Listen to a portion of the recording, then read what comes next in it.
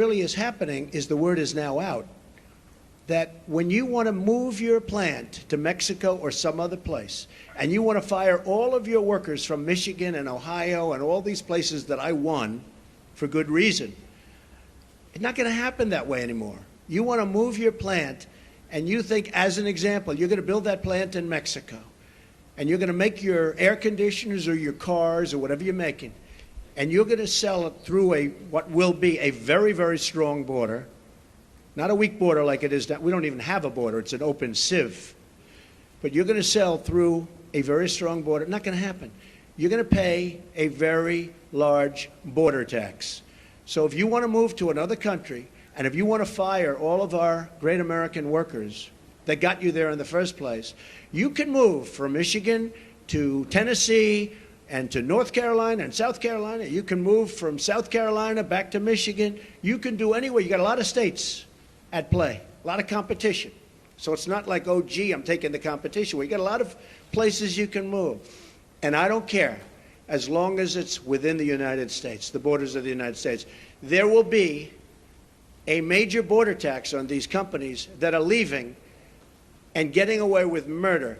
And if our politicians had what it takes, they would have done this years ago, and you'd have millions more workers right now in the United States that are 96 million really wanting a job and they can't get. You know that story, the real number. That's the real number.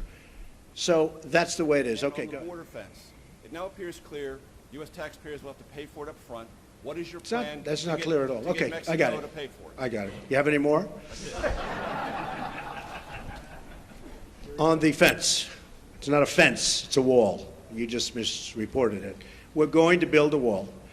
I could wait about a year and a half until we finish our negotiations with Mexico, which will start immediately after we get to office, but I don't want to wait. Mike Pence is leading an effort to get final approvals through various agencies and through Congress for the wall to begin. I don't feel like waiting a year or a year and a half. We're going to start building. Mexico, in some form, and there are many different forms, will reimburse us, and they will reimburse us for the cost of the wall.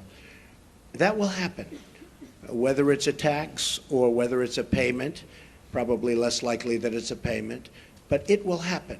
So remember this, okay? I would say we are going to build a wall, and people would go crazy. I would then say, who's going to pay for the wall? And people would all scream out, 25, 30,000 people, because nobody's ever had crowds like Trump has had. You know that. You don't like to report that, but that's okay. Okay, now he agrees. Finally, he agrees. But I say, who's going to pay for the wall? And they will scream out, Mexico.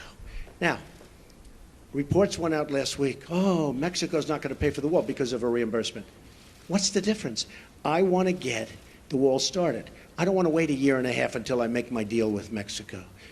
So, and we probably will have a deal sooner than that. And by the way, Mexico has been so nice, so nice. I respect the government of Mexico.